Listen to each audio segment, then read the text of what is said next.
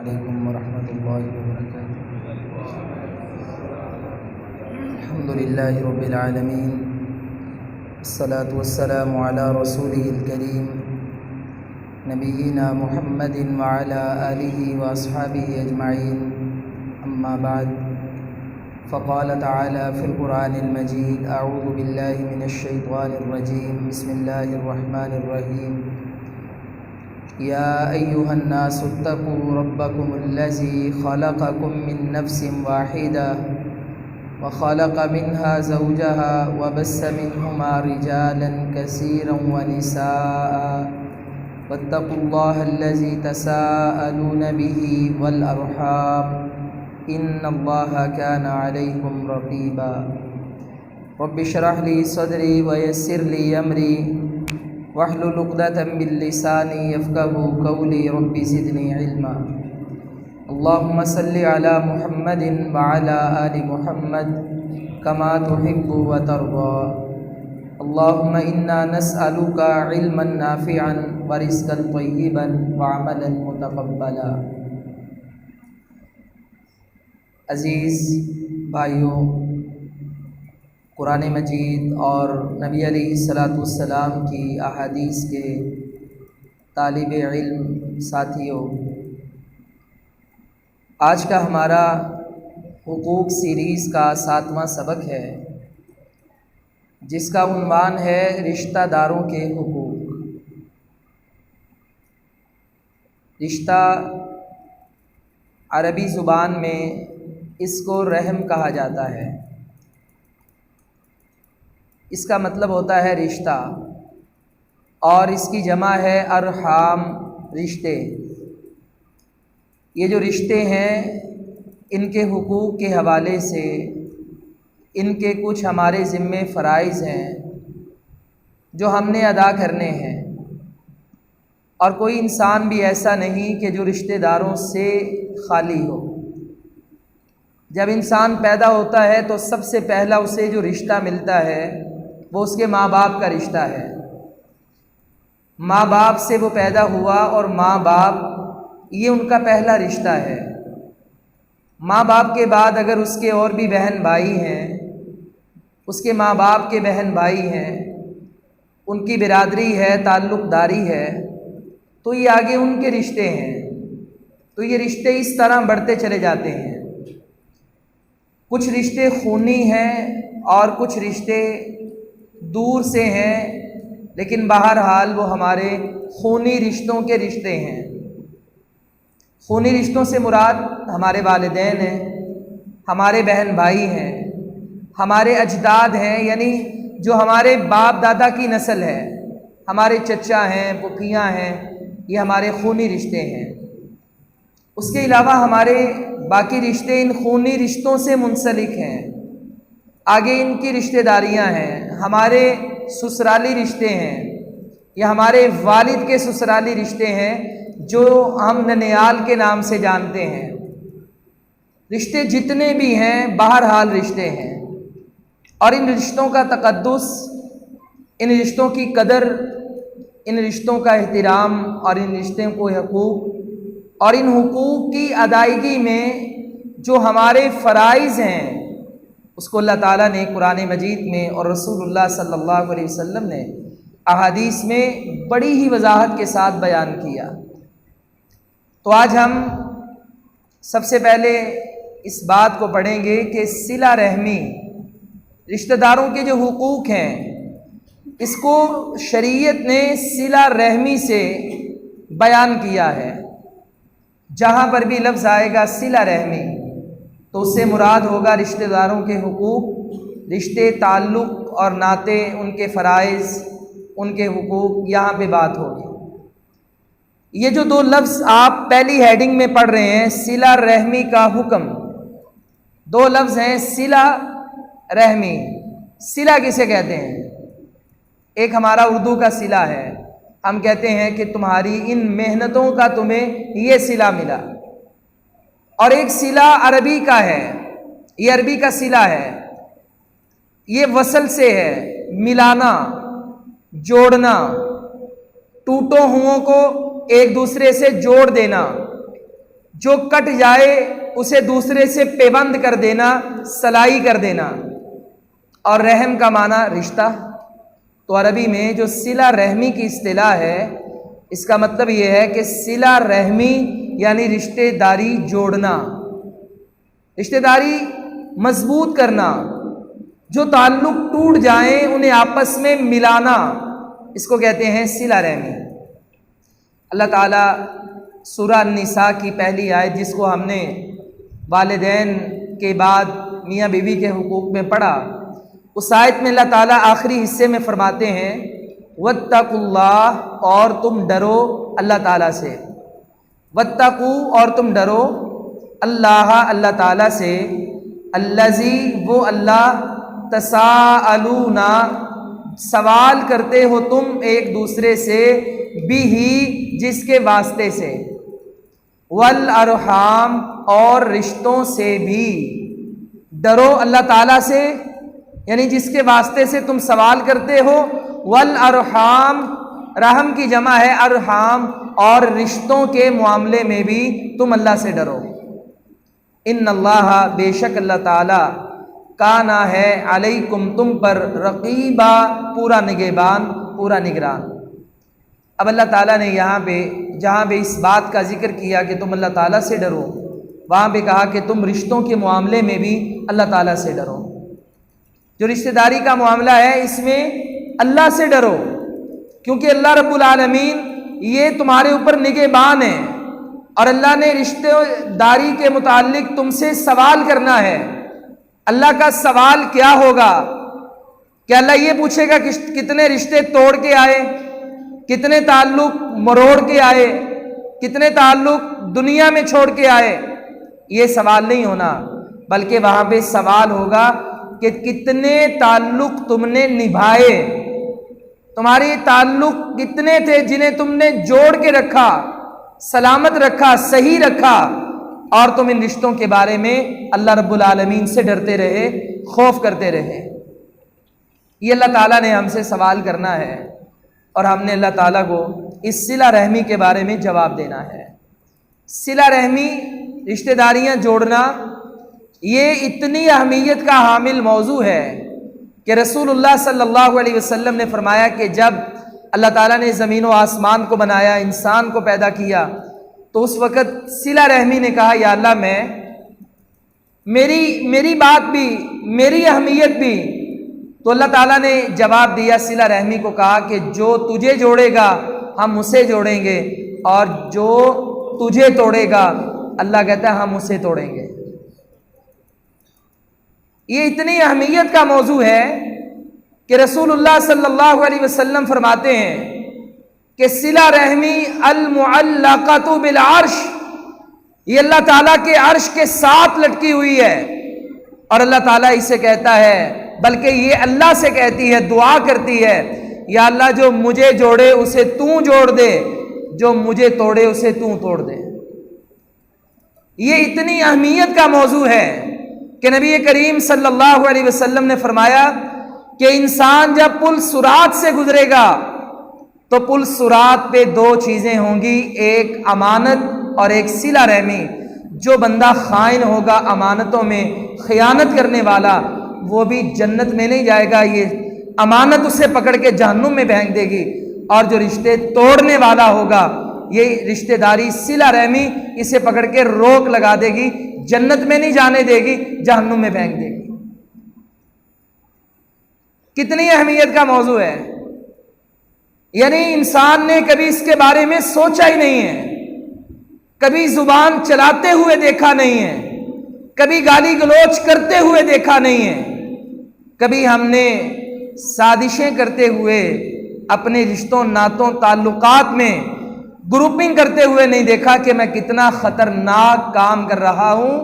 پل صراط سے لے کر اللہ کے عرش تک یہ رشتہ داری ہے، اور میری نجات اس کو جوڑے بغیر ممکن نہیں ہے۔ قرآن میں اللہ تعالیٰ فرماتا ہے وَجَعَلْنَا بَعْضَكُمْ لِبَعْضٍ فِتْنَةً، اور ہم نے بنایا تمہیں ایک دوسرے کو ایک دوسرے کے لیے آزمائش۔ اتصبرون، یا اللہ یہ رشتے آزمائش کیوں ہیں؟ اللہ فرماتا ہے ہم دیکھنا چاہتے ہیں اتصبرون، کیا تم صبر کرتے ہو؟ کیا رشتہ داری تعلق داری میں تمہیں تکلیفیں پہنچیں، تمہارے رشتہ دار تمہارے خلاف کوئی کام کرے؟ اتصبرون، کیا تم صبر کرتے ہو؟ کیا تم صبر کرتے ہو یا تم تعلق داری میں پریشان ہو کر جذباتی ہو کر تعلق توڑ دیتے ہو، یا تم رشتے بھی نبھاتے ہو اور ان کی ان تکالیف پر اتصبرون، کیا تم صبر کرتے ہو؟ اللہ تعالیٰ نے رشتہ داری کو آزمائش کہہ دیا ہے۔ کوئی بھی رشتہ ہو، والدین کا رشتہ ہو، اولاد کا رشتہ ہو، بیوی کا رشتہ ہو، ددیال میں کوئی رشتہ ہو، ننیال میں رشتہ ہو، سسرال میں رشتہ ہو، اللہ نے کہا رشتے ہیں ہی آزمائش۔ وَجَعَلْنَا بَعْضَكُمْ لِبَعْضٍ فِتْنَةً، تمہارا امتحان ہے۔ پھر رسول اللہ صلی اللہ علیہ وسلم نے فرمایا کہ اللہ تعالیٰ کو سب سے زیادہ مومن جو پسند ہے، بہتر ہے، پیارا ہے، وہ کون ہے؟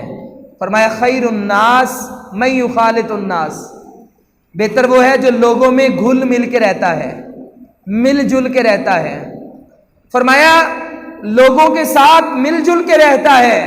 وَيَصْبِرُ عَلَى مَا أَذَاهُمْ، اسے لوگ تکلیف پہنچاتے ہیں، اس کے ساتھ ایسے معاملات کرتے ہیں، اسے غصہ آتا ہے، یار میں کیسا سلوک کرتا ہوں، یہ کیسا کرتے ہیں، یہ میرے گھر میں آئے تو میں کیا پکا کے رکھتا ہوں، یہ میری کتنی عزت کرتے ہیں، میں اتنی بڑی باتیں برداشت کر لیتا ہوں، یہ چھوٹی چھوٹی باتوں میں منہ پھیر لیتے ہیں۔ فرمایا وَيَصْبِرُ عَلَى مَا أَذَاهُمْ، جتنی تکلیفیں پہنچائیں اس پہ صبر کرے۔ فرمایا یہ اس مومن سے بہتر ہے کہ جو چھوٹی سی تکلیف آئے اور تعلق توڑ کے لوگوں سے الگ ہو جاتا ہے۔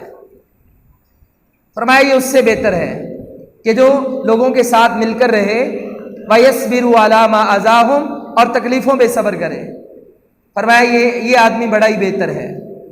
پیارے بھائیوں، یہ جو رشتہ داری ہے اللہ تعالیٰ نے کتنی بڑی بات کہہ دی، وَاتَّقُوا اللَّهَ، اور تم اللہ سے ڈرو۔ پھر کہا والارحام، اور رشتوں کے معاملے میں ڈرنا۔ ڈرنا کیسے؟ ان اللہ کان علیکم رقیبا، کہ ہر وقت تمہارے اوپر اللہ کی آنکھ دیکھ رہی ہے، اللہ کا کیمرہ دیکھ رہا ہے، اس کے کرامن کاتبین دیکھ رہے ہیں۔ وہ ایک پل بھی اوجھل نہیں ہوتے، اس کی ہارڈ ڈرائیو فل نہیں ہوتی، اس کا ڈیٹا کبھی ڈیلیٹ نہیں ہوتا۔ وہ مرنے کے بعد قیامت تک، قیامت سے ہمیشہ کے لیے تمہاری زندگی کا ایک ایک لمحہ وہ تمہیں کھول کے دکھا سکتا ہے۔ اکثر جب آپ اللہ سے دعا کیا کریں گناہوں کی بخشش کی، تو اللہ سے یہ بھی کہا کریں یا اللہ میرے وہ گناہ معاف کر دے جو میں کر کے بھول گیا مگر تو جانتا ہے۔ ہم تو بھول گئے ہیں، ہمیں نہیں پتا، لیکن یا اللہ تو جانتا ہے، ہمیں وہ بھی معاف کر دینا۔ ان اللہ کان علیکم رقیبا، بے شک اللہ تعالیٰ تمہارے اوپر نگہبان ہے۔ اللہ کہتا ہے اس سے ڈرتے رہنا اور رشتہ داریوں کو اچھے طریقے سے ادا کرنا۔ نبی کریم صلی اللہ علیہ وآلہ وسلم نے ان لوگوں کے بارے میں بشارت سنائی کہ جو لوگ رشتہ داریوں کو صحیح طریقے سے ادا کرتے ہیں، وہ رشتہ کسی بھی صورت میں ہو، والدین کی صورت میں انہیں ان کا حق دیتے ہیں، بیوی کی صورت میں انہیں ان کا حق دیتے ہیں، بہن بھائیوں کی صورت میں انہیں ان کا حق دیتے ہیں۔ وہ ایسا نہیں کرتے کہ میاں بیوی کا رشتہ ہے تو والدین چھوٹ گئے، اگر میاں بیوی کا رشتہ ہے تو بہن بھائی ٹوٹ گئے، وہ ایسا نہیں کرتے، بلکہ اپنے تمام رشتوں کے درمیان بیلنس قائم رکھتے ہیں۔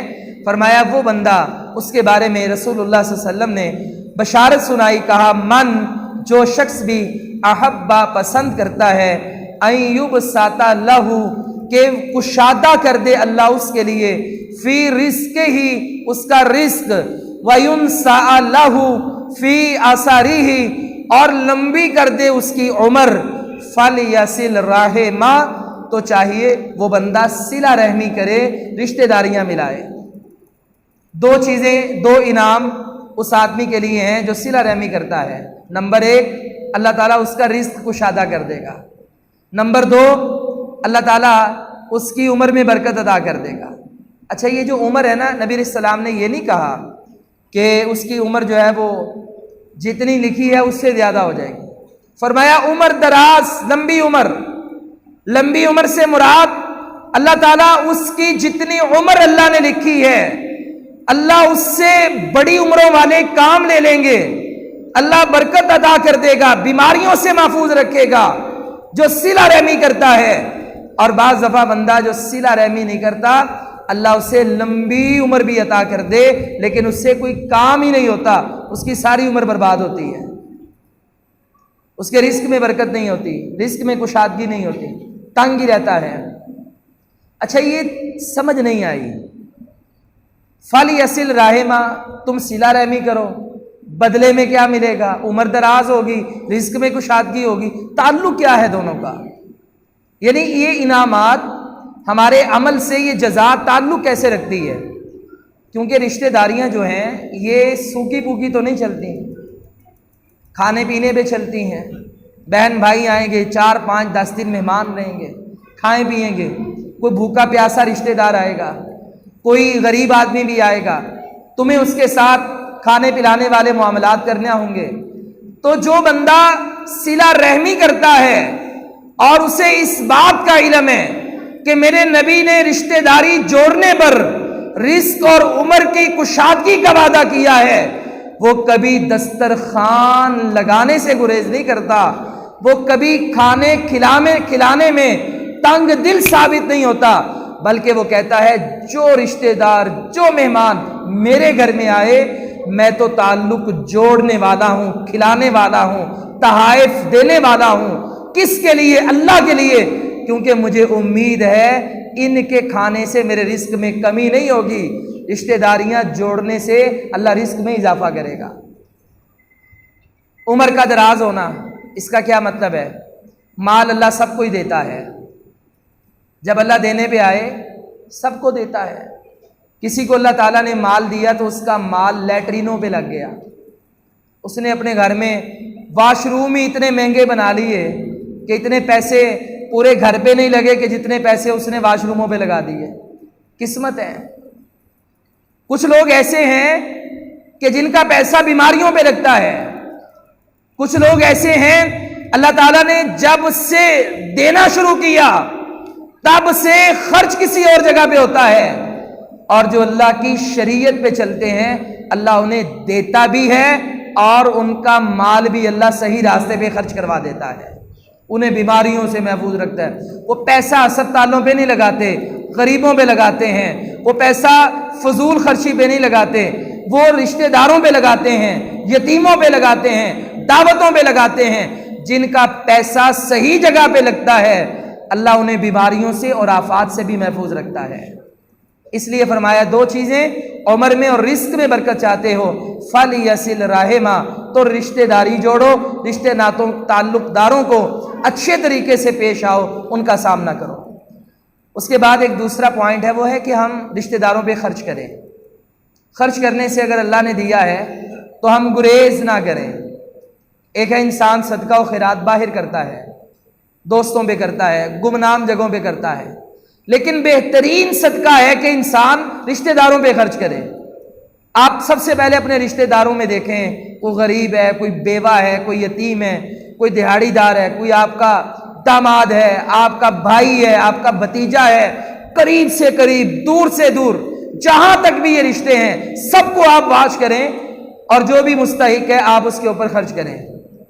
اللہ تعالیٰ قرآن مجید میں اس بات کا حکم دیتا ہے، فرمایا ان اللہ، بے شک اللہ تعالیٰ، یأمر، وہ حکم دیتا ہے، بالعدل، عدل، والاحسان، اور احسان کرنے کا۔ ان اللہ، بے شک اللہ تعالیٰ، یأمر، حکم دیتا ہے، بالعدل والاحسان، عدل اور احسان کرنے کا۔ عدل کیا ہے؟ انصاف کرو۔ احسان کیا ہے؟ کوئی نیکی نہ بھی کرے تو بھی نیکی کرو، بدلے میں نیکی کرنا احسان نہیں ہوتا۔ آپ کے ساتھ اچھا سلوک ہے آپ بھی اچھا کر دیں، برا کرتا ہے آپ بھی برا کر دیں، یہ احسان نہیں ہے۔ احسان یہ ہے کوئی اچھا کرے تو بھی اچھا کریں، کوئی برا کرے تو بھی اچھا کریں، یہ احسان ہے۔ فرمایا عدل کرو، احسان کرو، وَإِيتَاءِ ذِي الْقُرْبَى، اور دینے کا، خرچ کرنے کا حکم دیتا ہے رشتہ داروں پر۔ وَيَنْهَا، اور وہ منع کرتا ہے، عَنِ الْفَحْشَاءِ، بے حیائی سے، والمنکری اور برائی سے، والبغی اور سرکشی ظلم سے، یعظکم وہ تمہیں نصیحت کرتا ہے، لعلکم تذکرون تاکہ تم نصیحت حاصل کرو۔ اب اللہ تعالیٰ نے اس آیت کریمہ میں 3 بات کرنے کا حکم دیا اور 3 باتوں سے رکنے کا حکم دیا۔ یأمر وہ حکم دیتا ہے 3 کاموں کا، کون کون سے؟ بالعدل والاحسان وایتاء ذی القربی، عدل کرنے کا، احسان کرنے کا اور رشتہ داروں پہ خرچ کرنے کا۔ اب عدل اور احسان کا تعلق بھی رشتہ داروں سے ہے۔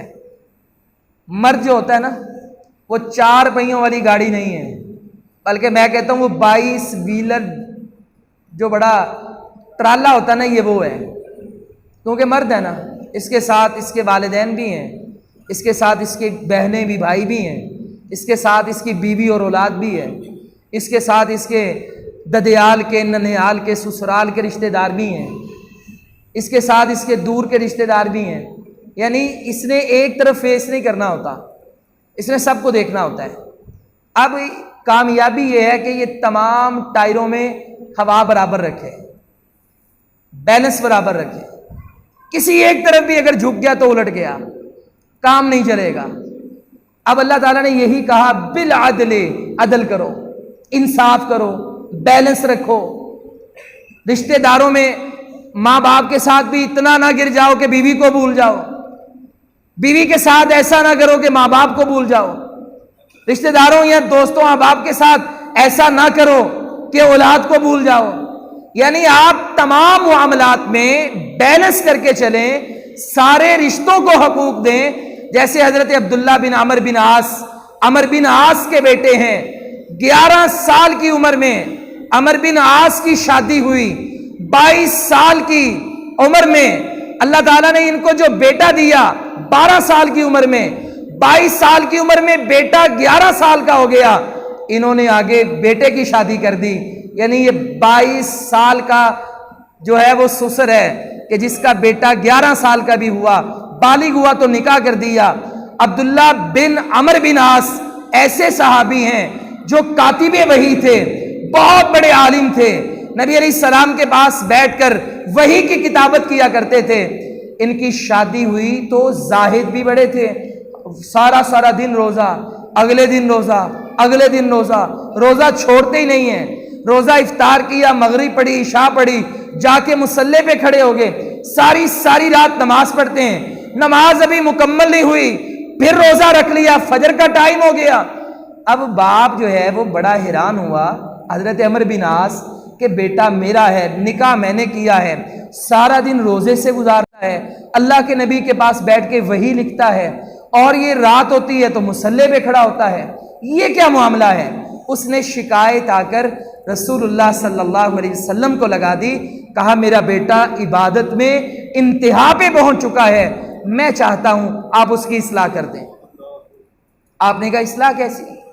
کہا ہم اس کے ماں باپ ہیں، ہمارا بھی حق نہیں ادا کرتا، وہ اس کو بیوی لا کر دی، اس کا بھی حق ادا نہیں کرتا، اس کا جسم ہے بھئی سارا دن روزہ، رات کو قیام، یہ اپنے جسم کا بھی حق ادا نہیں کرتا، کھاتا پیتا نہیں، آرام نہیں کرتا۔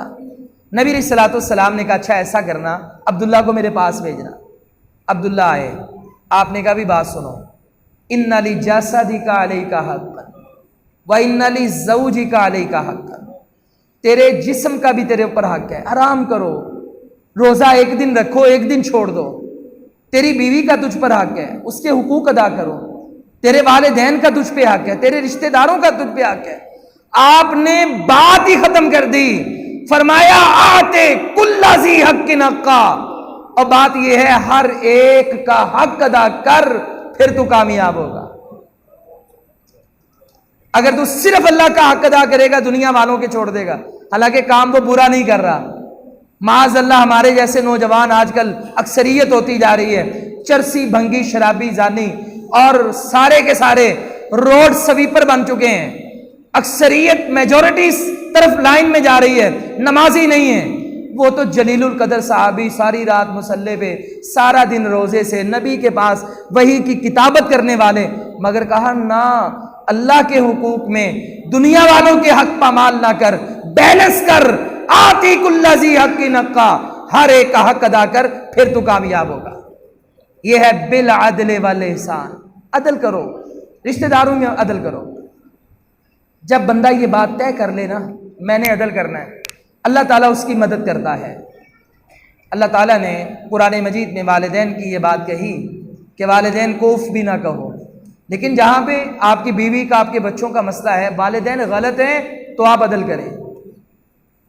अगर बीवी और बच्चे गलत साइड पे हैं, वो वालिदैन के साथ ऐसे सलूक पे जोर दे रहे हैं कि जिनसे वालिदैन नाराज होंगे, आप यहां पे भी अदल करें। बस जो बंदा अदल की को इस्तेमाल कर गया, वो बंदा कामयाब है। अल्लाह की बारी आई, जिस्म का भी हक दें, अल्लाह का भी अदल करें, यानी हर मामले में अदल करें तो आप कामयाब हैं। वल एहसान, और आप एहसान करें। रसूलुल्लाह सल्लल्लाहु अलैहि वसल्लम से एक साहबी ने कहा, अबू हुरैरा रज़ी अल्लाह ताला अन्हु फरमाते हैं, मैं बैठा था, बंदे ने आके कहा, अल्लाह के नबी अजीब रिश्तेदार है मेरे। आपने कहा क्या हुआ? कहा मैं उनके साथ अच्छा सलूक करता हूँ, वो मेरे साथ बुरा सलूक करते हैं। नबी अलैहिस्सलातु वस्सलाम ने फरमाया, बात सुनो, यही तो रिश्तेदारी है, यही तो सिला रहमी है, यही तो तुम्हारी आजमाइश है। फरमाया कि रिश्तेदारी जोड़ो, अगर कोई तुम्हारे साथ बुरा सलूक भी करे तो भी उसके साथ अच्छा सलूक करो। इसका क्राइटेरिया क्या है, ये मैं आगे जाके बताता हूं। फरमाया वईताइज़िल कुर्बा, और रिश्तेदारों को अता करो, उन्हें दो। आपके पास जो माल है आप उन पे खर्च करें, पहला हक रिश्तेदारों का है। रसूलुल्लाह सल्लल्लाहु अलैहि वसल्लम ने फरमाया, आपने फरमाया कि दो किस्म के सदके हैं। फरमाया एक बंदा खर्च करता है, उसे एक सदके का सवाब मिलता है, और एक बंदा खर्च करता है, उसे दो सदकों का सवाब मिलता है। फरमाया वो कैसे? कहा जिसने किसी आम बंदे पे खर्च किया उसे एक सदके का सवाब मिला, और जिसने रिश्तेदार पे खर्च किया, फरमाया उसे दो सदकों का सवाब मिला, एक सदके का और एक सिला रहमी का। नबी अलैहि सलाम के पास आपने औरतों को वाज किया, ऐ औरतों मैं तुम्हारी जमात बड़ी देख रहा हूं जहन्नुम में, तुम लान तान बहुत करती हो, गीबत बहुत करती हो, खामद की नाशुक्री इतनी करती हो, एक दिन खाने को ना मिले पिछले सारे हिसाब बराबर कर देती हो। अल्लाह के नबी क्या करें, आदतें हैं हमारी। फरमाया या माशरन निसा, जहन्नुम में तुम्हारी तादाद बहुत है, तुम सदका किया करो। आप वापिस आए घर में, एक औरत पीछे से आई, उसने आके दरवाजे पे दस्तक दी। नबी अलैहि सलाम ने फरमाया कौन है? कहती ज़ैनब। आपने कहा अय्यु ज़ैनब, और ज़ैनबें तो बड़ी हैं, मेरी बीवी भी ज़ैनब है, कई रिश्तेदारों में मेरी पुप्पी की बेटी भी ज़ैनब है। कौन सी ज़ैनब? उसने कहा इब्ने मसूद की बीवी ज़ैनब, अब्दुल्लाह बिन मसूद की। आप दरवाजे पे तशरीफ लाए, आपने कहा क्या मसला है? कहा भी आप मसला करके आए हैं कि सदका करें, मेरे पास माल बहुत ज्यादा है, मेरा खामद कंगाल है अब्दुल्ला बिन मसूद, उसके पास इतना माल नहीं है, मेरा जाती माल है मेरे पास, क्या मैं उस पर सदका कर सकती हूं? आपने कहा क्यों नहीं, यह सदका तो बेहतरीन सदका है।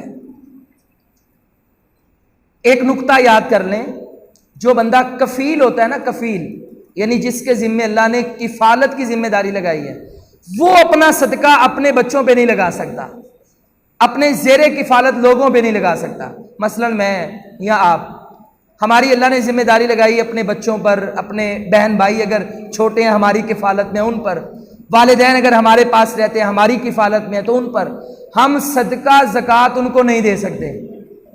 हाँ, अगर हमारी बहनों की शादी हो जाए, वो हमारी किफालत से निकल जाएं, भाई अलग हो गए हैं, तो वो गरीब हैं तो दे सकते हैं, यानी जो जेरे किफालत हैं उनको नहीं दे सकते। जो रिश्तेदार किफालत में नहीं है, यानी कि जिनकी हमारी जिम्मेदारी नहीं है, उनको दे सकते हैं। अच्छा, औरत थी ना, बीवी की जिम्मेदारी तो नहीं है ना घर का खर्च चलाना। घर का खर्च चलाना किसकी जिम्मेदारी है? खामद की।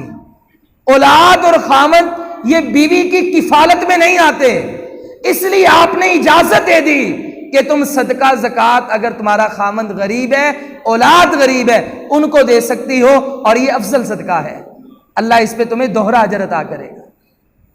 उसने फिर वो खर्च जो है वो अपने घर वालों पे किया। सिला रहमी की मिसाल अगर आपने देखनी है تو مجھے اس سے اچھی مثال حدیث میں کہیں نہیں ملی۔ صحابی ہیں جن کا نام ابو بکر ہے، سسر رسول اللہ صلی اللہ علیہ وسلم کے ہیں، بیٹی عائشہ ام المؤمنین زوجہ رسول ہے، تہمت لگ گئی۔ تہمت لگانے والوں میں منافق تھے، پروپیگنڈا اس قدر تیز تھا کہ 5 صحابہ بھی اس میں شامل ہو گئے۔ ان میں ایک نبی علیہ الصلوۃ والسلام کی سالی زینب بنت جہش کی بہن حمنہ بنت جہش، اور دوسرے حسان بن ثابت، اور تیسرے مستح بن اساسہ، اور بھی 1-2 لوگ تھے۔ یہ بیچارے نبی علیہ الصلوۃ والسلام کی بیوی کے بارے میں منافقین نے جو لہر چلائی تھی، ان بیچاروں نے بھی ہاں میں ہاں ملا دی۔ خیر، جب اللہ تعالیٰ کی طرف سے پیغام آیا کہ منافق ان کو تو اللہ نے سزا دنیا میں نہیں دینی، ان کو یہ تو جہنم میں اللہ ان سے نمٹے گا، اور یہ جو مومن ہے ان کو 80 کوڑے لگاؤ، چونکہ جو کسی پہ تہمت لگائے گا اس کی سزا 80 کوڑے، تو ان سب کو 4-5 کو 80 کوڑے لگائے گئے۔ منافقوں کو چھوڑ دیا، وہ اب اللہ کے سپرد ہیں۔ مستح بن اساسہ کا رشتہ تھا حضرت عائشہ سے، کہ وہ عائشہ رضی اللہ تعالیٰ عنہ کے کزن تھے اور ابو بکر صدیق رضی اللہ تعالیٰ عنہ کے بھانجے تھے۔ مستح وہ تھے کہ جو غریب آدمی تھے، ابو بکر صدیق مالدار آدمی تھے، تاجر تھے، آپ اس کے گھر کی ذمہ داری سنبھالے ہوئے تھے، آپ اس پہ خرچ کرتے تھے۔ جب انہیں پتہ چلا، اللہ تعالیٰ نے بتا دیا کہ یہ بھی پروپیگنڈا میں شامل تھا، آپ نے قسم اٹھائی، اللہ کی قسم، جو بندہ میری بیٹی پہ ایسا الزام لگائے، بیٹی بھی وہ کہ جو ام المؤمنین ہے، زوجہ رسول ہے، کہ جس کی گواہی آسمان سے رب دے، کہا اللہ کی قسم اٹھاتا ہوں آج کے بعد ایسے رشتہ دار کو 1 روپیہ بھی نہیں دوں گا، 1 پیسہ بھی نہیں دوں گا، کچھ نہیں خرچ کرنا میں نے۔ حق تو بنتا ہے نا؟ کیا خیال ہے؟ ہمارے ساتھ تو کوئی تھوڑا بہت معاملہ کر دے اور ہم غیرت والے کھڑے ہو جاتے ہیں، اور یہ اتنی بڑی بات کہ بیٹی پہ الزام منافقین کے ساتھ، اور اتنی تکلیف سارے مومنوں کو، آپ نے قسم اٹھائی کچھ نہیں دوں گا۔ اللہ بھی اوپر بڑا ہی غفور الرحیم ہے، نیچے حد لگ گئی، گناہ معاف ہو گیا۔ جب دنیا میں اللہ کی حد لگ جائے تو گناہ معاف۔ چوری کرے، اس کا اگر ہاتھ کٹ جائے، حاکم میں وقت کاٹ دے، اسے قیامت والے دن گناہ نہیں ملے گا۔ اللہ کی حدود کا مقصد یہ ہے کہ دنیا میں اس کو کلیئر کر دو۔ زانی زنا کرے، اگر اسے پتھر مار کے رجم کر دی ہے تو وہ بڑا ہی نیک انسان ہے، کیونکہ اللہ نے دنیا میں اسے پاک کر دیا ہے، اب وہ جنتی ہے۔ اللہ تعالیٰ نے آیت نازل فرما دی اور کہا کہ کچھ لوگوں نے اس مسئلوں میں اپنے رشتہ داروں پہ خرچ کرنے کی بات کی اور قسم اٹھا لی کہ ہم نہیں خرچ کریں گے۔ اللہ فرماتا ہے الا تحبون ان یغفر اللہ لکم، کیا تمہیں پسند نہیں کہ اللہ تمہیں معاف کر دے؟ ابو بکر صدیق نے آیت سنی، ساتھ ہی کہا نام بلا یا رب نحب، اللہ کیوں نہیں، میں یہ پسند کرتا ہوں کہ تو مجھے معاف کر دے۔ کہا میں اپنی قسم کا کفارہ ادا کرتا ہوں، بے شک اس نے مجھے تکلیف دی، لیکن اللہ کے قرآن کے بعد میں اس کے اوپر خرچ کرنے کا وعدہ کرتا ہوں، میں رشتہ داری جوڑوں گا۔ پیارے بھائی، ایسا دل لے کر تو آؤ، ایسا دل تو لے کر آئے۔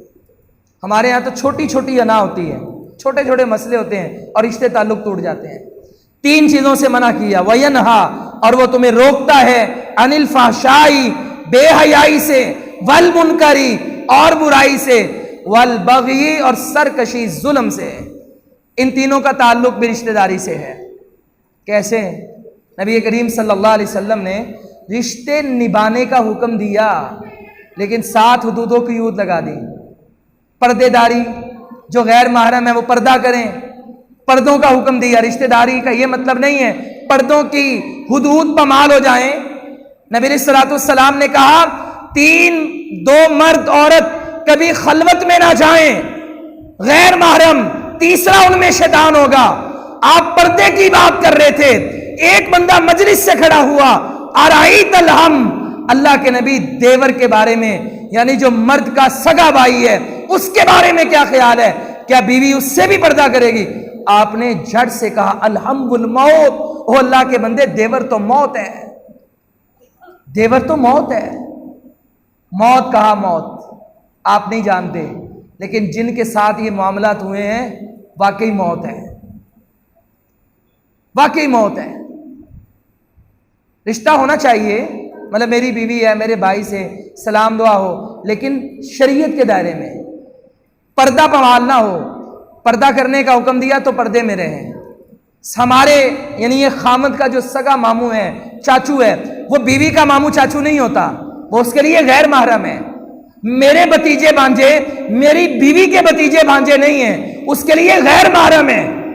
میرا خالو، میرا پھپھا اس کا غیر محرم ہے، ہاں اس کے محرم اس کی بہن کے بھائی کے بچے، وہ اس کے بھتیجے بھانجے ہیں، ہاں اس کے ماموں اور چاچو جو سگے ہیں وہ ان کا ان سے پردہ نہیں ہے، ہاں جو اس کا خالو یا پھوپھا ہے اس سے اس کا پردہ ہوگا۔ جب رشتے داریوں میں ہم میل جول تو رکھیں، لیکن اللہ کی حدود کو سامنے رکھ کر پھر رشتے خراب نہیں ہوتے، پھر الزام نہیں ہوتے، اور اگر یہ حدود پامال کر دی جائیں پھر اخباروں میں خبریں آتی ہیں، پھر انسان غصے میں آ کر قتل کرتا ہے، پھر بھائی بھائی کا گھر توڑتا ہے، کیونکہ یہ خلوت جو انہوں نے پائی ان میں تیسرا شیطان تھا۔ ابھی رات کی بات ہے، میرا ایک بڑا ہی گہرا دوست، وہ مجھے کہنے لگا، میں نے کہا سناؤ شادی کتنی دیر ہوگی؟ کہتا 3 سال ہو گئے، بڑا کاروباری آدمی ہے، میں نے کہا بہت اچھے دن گزرتے ہوں گے؟ کہتا یار میں نے کسی سے بات شیئر نہیں کی، 2 سال ہو گئے میرے تو تعلق خراب ہو گئے۔ میں نے کہا وہ کیسے؟ کہتا تعلق خراب کرنے والا میرا سگا بھائی تھا، میں گھر سے چلے جاتا اور وہ ناجائز تعلق بناتا تھا۔ میں نے کہا یار آپ لوگ تو دیندار تھے، کیا بنا آپ کا؟ کہتا بس دیندار ہونے کے باوجود میں نے والدین سے کہا کہ ہمارے بھائیوں کا کزنوں کا پردہ ہوگا، والدین ڈٹ گئے، کہتے نہیں آپ ان کو بغیرت سمجھتے ہیں، بھائیوں پر اعتماد نہیں ہے آپ کو۔ کہتا نتیجہ یہ نکلا کہ میرے ہی گھر والوں نے برباد کر دیا، اور میں 6 مہینے ہو گیا نیم پاگل ہوں، میں نے سب دنیا چھوڑ دی ہے، گھر سے بھی نکل گیا ہوں۔ میں نے پھر اس کو حدیث پڑھ کے سنائی، میں کہا میرے نبی نے ایسے نہیں کہا تھا الحم الموت۔ بات غیرت بے غیرتی کی نہیں ہے، بات اعتماد بد اعتمادی کی نہیں ہے، بات اللہ کی حدود اور شریعت کی ہے۔ جب اللہ کے نبی نے کہا کہ پردہ ہوگا، یہ بھائی ہے سگا، دیور ہے اس کا، اس سے پردہ ہے پردہ۔ جب نبی نے کہا تو پردہ ہے، وہ چاہے عالم ہو، زاہد ہو، عابد ہو، بے حیا ہونا ضروری نہیں ہے، پردہ با حیاؤں سے ہوتا ہے تاکہ دونوں کا حیا بھی بچ جائے، دونوں کا ایمان بھی بچ جائے۔ لیکن آپ دیکھ لیں ہمارے رشتوں میں یہ ہے ہی نہیں، کوئی گھروں میں لحاظ ہی نہیں ہے۔ حالانکہ یہ کام کس کا؟ یہ والدین کا کام ہے کہ وہ اپنے گھروں میں پردے کے نظام کو قائم کریں۔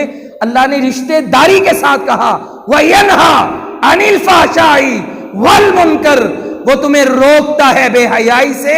خبردار رشتے نبھاتے نبھاتے بے حیائی کی طرف نہ چلے جانا، بدکاریوں کی طرف نہ چلے جانا کہ تمیز ہی ختم ہو جائے، پردے داری ختم ہو جائے۔ ایسا نہ کرنا، تباہ ہو جاؤ گے، عزتیں بھی محفوظ نہیں رہیں گی، ایمان بھی نہیں رہیں گے، موت ہی موت ہوگی۔ یہ موت نہیں ہے۔ تو اس لیے آج نبی علیہ السلام نے اس بندے کو دیوس کہا۔ کون سا بندہ؟ کہا جو اپنے گھر میں بے حیائی دیکھے اور زبان گونگا شیطان بن کے بیٹھا رہے، زبان بند رکھے، با حیا بنے، با کردار بنے، با غیرت بنے، ایمان والے بنے، اور وہ کیا ہے کہ رشتہ داریوں کے ساتھ ساتھ اپنے گھروں میں پردے کا اہتمام کروائیں۔ پردہ، فرسٹ آف آل پردہ۔ آپ کی موجودگی میں آپ کا بھائی ہے تو آپ کی بیوی سلام کر لے پردے میں، آپ کی موجودگی میں آپ کا بھتیجا بھانجا ہے وہ سلام کر لے پردے میں۔ جو بندہ شریعت کی حدود کو پامال نہیں کرتا، اللہ کبھی اس کی عزت کو پامال نہیں کرنے دیتا، اللہ اس کی حفاظت کرتا ہے۔ اور جو اللہ کی حدود کو پامال کرتا ہے پھر اللہ اسے ذلیل و خوار کرتا ہے۔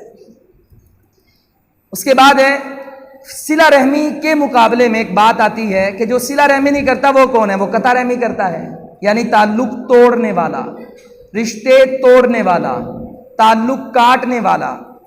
یہ اتنا بڑا گناہ ہے کہ اللہ تعالیٰ قرآن میں فرماتا ہے الذین، وہ لوگ ینقضون، جو توڑ دیتے ہیں عہد اللہ، اللہ کے وعدے کو، من بعد، اس کے بعد، میثاقہ، اسے پکا کرنے کے بعد، وَيَقْطَعُونَ اور وہ کاٹتے ہیں توڑتے ہیں مَا أَمَرَ اللَّهُ اس کو حکم دیا اللہ نے بہی جس کو أَن يُوصَلَ کہ جوڑا جائے، جس کو ملانے کا حکم دیا وہ ملانے کے بجائے اس کو توڑتے ہیں۔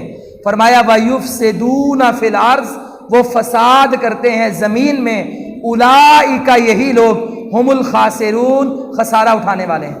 اوے بچوں خاموش ہو جاؤ، کہا یہ لوگ خسارہ اٹھانے والے ہیں۔ کتنے کام؟ 3 کام کرنے والے۔ الذین وہ لوگ ینقضون جو توڑتے ہیں عہد اللہ اللہ کے وعدے کو، من بعد میثاقہ پختہ ہونے کے بعد۔ اللہ کے وعدے سے مراد یہاں پر وہ وعدہ بھی ہے جو ہم نے عالم ارواح میں کیا تھا، جب ہمارے رب نے ہمیں کہا الست بربکم کیا میں تمہارا رب نہیں؟ ہم نے کہا بلا یا اللہ کیوں نہیں؟ کہا یہ جو اللہ کا وعدہ تم پکا کر کے آئے اسے توڑتے ہو، اللہ کے ساتھ شرک کرنا، غیر اللہ کو نظر و نیاز دینا، سجدہ کرنا، ان کے لیے عبادات کرنا، یہ اللہ کا وعدہ توڑنا ہے۔ وَيَقْطَعُونَ مَا أَمَرَ اللَّهُ بِهِ أَن يُوصَلَ اور اللہ نے جنہیں جوڑنے کا حکم دیا انہیں توڑتے ہیں، یعنی رشتہ داریاں توڑنے والے اور زمین میں فساد پیدا کرنے والے۔ جو بندہ بھی رشتہ داری توڑتا ہے وہ فساد پیدا کرتا ہے۔ کیسے؟ ہمارے ہاں آج کل نا برادریوں میں، خاندانوں میں آج کل گروپنگ ہوتی ہے، ہمیشہ کوئی نہ کوئی ایک شیطان ہوتا ہے اور اس کا کام یہ ہوتا ہے کہ 3 بھائیوں کو توڑ کے اپنے ساتھ ملانا اور 3 کا ایک گروپ کرنا، اور پھر جب رمضان آئے تو پھر جڑ جانا اور عید سے پہلے پھر لڑائی کرنا۔ یہ مسئلہ ہے ہمارا اور یہ فساد ہے۔ اور کچھ اللہ کے نیک بندے بھی ہوتے ہیں، بزرگ بھی ہوتے ہیں جو ہمیشہ جوڑنے کی بات کرتے ہیں، ہمیشہ اچھی بات کرتے ہیں، ہمیشہ اچھی نصیحت کرتے ہیں۔ شادی بیاہ غمی خوشی میں وہ یہ نگاہ رکھتے ہیں کون آیا ہے کون نہیں آیا، کیوں نہیں آیا، وہ گھروں میں چل کے جاتے ہیں ملانے والے۔ اور کچھ انا پرست ہوتے ہیں، چھوٹی چھوٹی باتوں پہ تعلق توڑنے والے۔ فرمایا جو یہ تعلق توڑتے ہیں وہ خسارہ پانے والے ہیں، یعنی جنت میں جانے والے نہیں ہیں۔ اب نبی علیہ السلام کی حدیث سن لیں۔ جبیر بن مطعم فرماتے ہیں انہ سمع النبی صلی اللہ علیہ وسلم یقول، نبی علیہ السلام سے سنا، فرما رہے تھے لا يدخل نہیں داخل ہوگا الجنت جنت میں قاطع قطع رحمی کرنے والا۔ یہ بات کون کہہ رہا ہے؟ کوئی بندہ طالب علم کو یہ بات، اسٹوڈنٹ کو استاد کہہ دے نا تو پاس نہیں ہو سکتا، تو فرسٹ ایئر میں نہیں جا سکتا، تو میٹرک پاس ہی نہیں کر سکتا، اسٹوڈنٹ کو بہت غصہ آتا ہے۔ حالانکہ استاد کی بات غلط بھی ہو سکتی ہے، اسے علم غیب تو نہیں ہے، مگر یہ بات کون کر رہے ہیں؟ جناب محمد الرسول اللہ صلی اللہ علیہ وسلم بات کیا کر رہے ہیں؟ جنت کا پاس نہیں مل سکتا تمہیں، تم جنت میں داخل نہیں ہو سکتے۔ کس کام پر؟ جو قطع رحمی کرتے ہیں، رشتہ داریاں توڑتے ہیں۔ اب ہمیں یہ فیصلہ کرنا ہے کہ ہم جوڑنے والے ہیں تو جنت میں جائیں گے، توڑنے والے ہیں تو جنت میں نہیں جائیں گے۔ دوسری حدیث میں فرمایا جمعرات کو سب کے اعمال اللہ کے دربار میں پیش ہوتے ہیں۔ فرمایا جو رشتہ داری توڑنے والا ہے اللہ کے دربار میں اس کے اعمال ہی نہیں جاتے، اس کا جائزہ ہی نہیں جاتا، اللہ اس کا عمل دیکھنا بھی پسند نہیں کرتا۔ کتنی بڑی سزا ہے اس بندے کے لیے جو رشتہ داری توڑتا ہے۔ اور یہ کام صرف زبان کا ہے، آپ کی زبان خیر میں استعمال ہو گئی تو آپ جوڑنے والے ہیں، شر میں استعمال ہو گئی تو توڑنے والے ہیں، جنت میں نہیں جا سکتے۔ اور یہ زبان کا کنٹرول، خیر کی باتیں کر لیں تو آپ جنت میں جا سکتے ہیں۔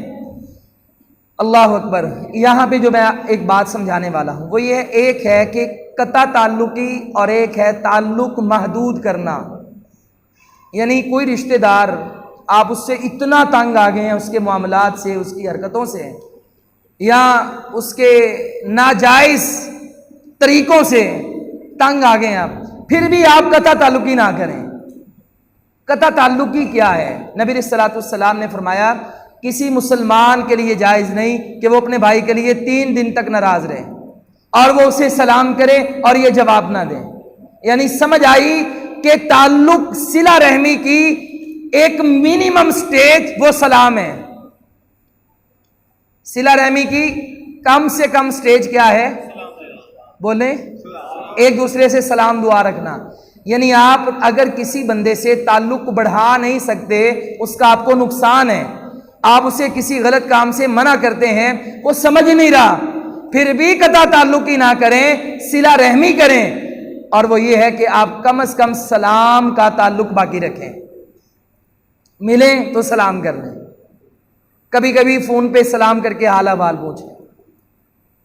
تعلق قطع کرنے پہ سزا ہے، محدود کرنے پہ نہیں، قطع کرنے پہ سزا ہے، محدود کرنے پہ۔ تو اس لیے اگر کوئی بندہ تنگ ہے تو تعلق محدود کر دے، نہ زیادہ لین دین کرے، نہ کسی کے پاس جائے، لیکن سلام دعا رکھ لے، قطع تعلق ہی نہ کرے۔ یہ ایک بڑا ہی مناسب سا فارمولہ اور ایک سلیوشن ہے۔ اس کے بعد آخری بات، ہمارے جتنے بھی معاملات ہیں، رشتہ داری اور تعلق داری، اس کا بگاڑ اس وقت پیدا ہوتا ہے کہ جب ہم اپنے تعلقات کو دنیا کے پیمانے پر پرکھتے ہیں۔ اس نے مجھے یہ کھلایا تو میں بھی یہ کھلاؤں گا، یہ چلتا ہے ہمارے ہاں۔ یہ دال والے مہمان ہیں اور یہ دیسی مرغ والے ہیں، کیونکہ جب ہم جاتے ہیں تو یہ ایسا کرتے ہیں، تو اس لیے اب یہ آئے ہیں تو ہم بھی ایسا کریں۔ اس نے ہمارا لین دین نہیں کیا، ماں باپ بیٹے کو کوستے ہیں، تمہاری بیوی کیا لائی، کیا کیا سسرال والوں نے، وہ تو بیچارے ٹائم بھی دیکھتے ہیں، تم کتنے، ایک بندہ کا مسئلہ ہے ہمارے پاس طلاق کا، اور صرف اس بات پر وہ بیچارہ مجبور ہو گیا کہ ماں ٹائم دیکھتی تھی کہ یہ اتنی جلدی کیوں آ گیا، اس کے سسرال والوں نے اسے لگتا کھانا بھی نہیں پوچھا۔ اچھا، یہ مطلب اتنی گہرائی میں جا کر اتنی باتیں نکالنا، پھر انہیں دل میں بٹھانا، پھر دل میں غبار پیدا کرنا، پھر اس پہ طوفان بم گرا کر تعلق توڑ دینا، یہ ہمارے مسئلے ہیں کہ نہیں؟ بہن بھائیوں سے لین دین کا مسئلہ ہو، شادی بیاہ معاملات، تو وہاں پہ بھی 10,000 دیا تو 20 کی امید ہے، نہیں دیا تو ہم اس سے ناراض ہوتے ہیں کہ بھئی میں نے اس کے ساتھ یہ کیا۔ اگر آپ اپنے تعلقات بہتر کرنا چاہتے ہیں تو آپ ایک اس حدیث پر عمل کر لیں۔ وہ حدیث کیا ہے؟ ابو امامہ رضی اللہ تعالیٰ فرماتے ہیں، رسول اللہ صلی اللہ علیہ وسلم نے فرمایا، من احب للہ، جس نے محبت کی، کس کے لیے؟ وہ رشتہ داروں سے کہے میری تمہاری محبت تمہارے مال کی وجہ سے نہیں، تمہارے نام کی وجہ سے نہیں، تمہارے کھانے کی وجہ سے نہیں، تمہارے دسترخوان کی وجہ سے نہیں، میری اور تمہاری محبت للہ وَأَبْغَضَ لِلَّهِ، اور وہ نفرت کرے تو، نفرت کس بات پر؟ وہ کہے بھئی آپ بے حیائی فاشی والے کام کرتے ہیں، میں آپ سے تعلق کیوں ختم کر رہا ہوں یا محدود کیوں کر رہا ہوں؟ میرے بچے آپ کے گھر میں آ کر فلمیں دیکھیں گے، ڈرامے دیکھیں گے، گالی گلوچ سیکھیں گے، غلط کام کریں گے، لہذا بھائی میری تمہاری نفرت للہ، ذاتی کوئی عداوت نہیں بلکہ اللہ کے لیے۔ تم شرک کرتے ہو، کفر کرتے ہو، سود کھاتے ہو، حرام کھاتے ہو، اس لیے بھائی میرا تمہارا تعلق سلام تک ہوگا، آگے کیوں نہیں جا سکتے؟ نفرت کیوں ہے؟ للہ، کیونکہ تم اس اللہ کی خلاف ورزی کرتے ہو، لہذا محبت بھی اللہ کے لیے اور عداوت بھی۔ وَأَعْطَى لِلَّهِ، اور کوئی تحفہ دے، لین دین کرے تو کس کے لیے؟ واپس لینے کے لیے نہیں، ڈبل لینے کے لیے نہیں، احسان جتلانے کے لیے نہیں، لین دین بھی کس کے لیے کرے؟ اللہ کے لیے۔ وَمَنَعَ لِلَّهِ، اور وہ روک کے رکھے، یعنی اگر کسی کو پیسہ روپیہ صدقہ خیرات نہیں دیتا تو بھی اللہ کے لیے، اس میں کچھ ایسا مسئلہ ہے کہ وہ اللہ کی، اگر کوئی پیسہ روپیہ دے گا وہ اللہ کی نافرمانیوں میں خرچ کریں گے، غلط کام کریں گے، وہ کہے گا میرا روکنا بھی کس کے لیے؟ فرمایا جس میں یہ 4 چیزیں آ گئیں فقد استکمل الایمان، وہ مبارک کا مستحق ہے، سرٹیفکیٹ لے جائے محمد الرسول اللہ کی یونیورسٹی سے کہ اللہ نے اس کے ایمان کو مکمل کر دیا ہے۔ اب یہ 4 چیزیں انشاءاللہ ہم نے پیدا کرنی ہیں۔ آج کے بعد میری بیوی، میرے بچے، میرے والدین، وہ بہن بھائی جس کو ہم بڑے بھولے ہوئے ہیں، بہنوں کو کبھی ہم یاد ہی نہیں کرتے، چلو آج ان کو بھی یاد کر لینا، اور جو دور کے رشتہ دار ہیں ذرا ان کو بھی یاد کر لینا، سسرال والوں سے تو بھی تعلق تو ہمارا اکثر ہی رہتا ہے، چلے ان کو بھی یاد کر لیں، اور آج اللہ سے وعدہ کر لینا یا اللہ ان سب کے ساتھ محبت بھی تیرے لیے، اگر عداوت ہوگی تو بھی تیرے لیے، ذاتی کوئی نہیں، اگر ہے تو ابھی مٹا دیتا ہوں، اور دینا بھی لینا بھی تیرے لیے، اور اگر کچھ روکنا ہے تو بھی تیرے لیے۔ یا اللہ اس کے بدلے میں یہ جتنے لوگ بیٹھے ہیں، دعا ہے یا اللہ ان سب کے اور میرے ایمان کو مکمل فرما دے۔ ایمان مکمل ہو گیا تو ہم اللہ کے محبوب اور جنتی ہیں۔ آپ رشتہ داروں میں چونکہ ہمیں سازشوں کا سامنا کرنا پڑتا ہے، فتنوں کا سامنا کرنا پڑتا ہے، کچھ شرپسند لوگ ہوتے ہیں، وہ طرح طرح کی تکلیفیں پروپیگنڈے کرتے ہیں، اس کے لیے ایک دعا ہے۔ رسول اللہ صلی اللہ علیہ وسلم ایسے لوگوں کے لیے یہ دعا مانگتے تھے، اللہم اے اللہ، انا نجعلک، بے شک مقابلے میں ہم لاتے ہیں تجھ کو، فی نحورہم، ان دشمنوں کے، ونعوذ بک، اور ہم پناہ مانگتے ہیں تیری، من شرورہم، ان کے شر سے۔ کتنی پیاری دعا ہے۔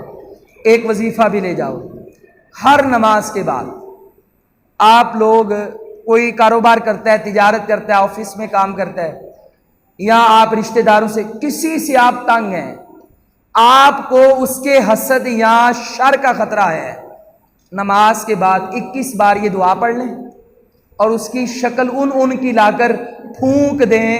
انشاءاللہ یہ دعا کی برکت سے اللہ تعالیٰ ان کے شر کے درمیان اپنے آپ کو ڈھال بنا دے گا، چونکہ اس دعا کا مطلب ہی یہ ہے، اللہم انا نجعلک فی نحورہم، یا اللہ ہم تجھ کو بناتے ہیں ڈھال ان دشمنوں کے مقابلے میں، ونعوذ بک من شرورہم، اور ہم پناہ مانگتے ہیں تیری ان کے شر سے۔ اللہ تعالیٰ ہمیں رشتہ داروں کے حقوق ادا کرنے کی، بہن بھائی، دوست احباب، بیوی بچے، جتنے ہمارے رشتے ہیں آج کے بعد، جن کو آپ بھول چکے یا جن سے غلط سلوک کرتے رہے، اللہ کے لیے ان خونی رشتوں کی جو آپ کے لیے بڑی چاہت اور قدر رکھتے ہیں، وہ آپ کی بہن بھائیوں کی صورت میں ہو یا دور کے رشتہ داروں کی صورت میں، آج اللہ سے عہد کر کے بیلنس قائم کر کے زندگی میں سب کے حقوق ادا کریں۔ اس کے بدلے میں اللہ تعالیٰ ہمارے ایمان کو مکمل کر دے، ہمیں اس کی توفیق عطا فرمائے، زندہ رکھے، اسلام پہ موت آئے، حالت ایمان میں شہادت کی۔ وآخر دعوانا ان الحمدللہ۔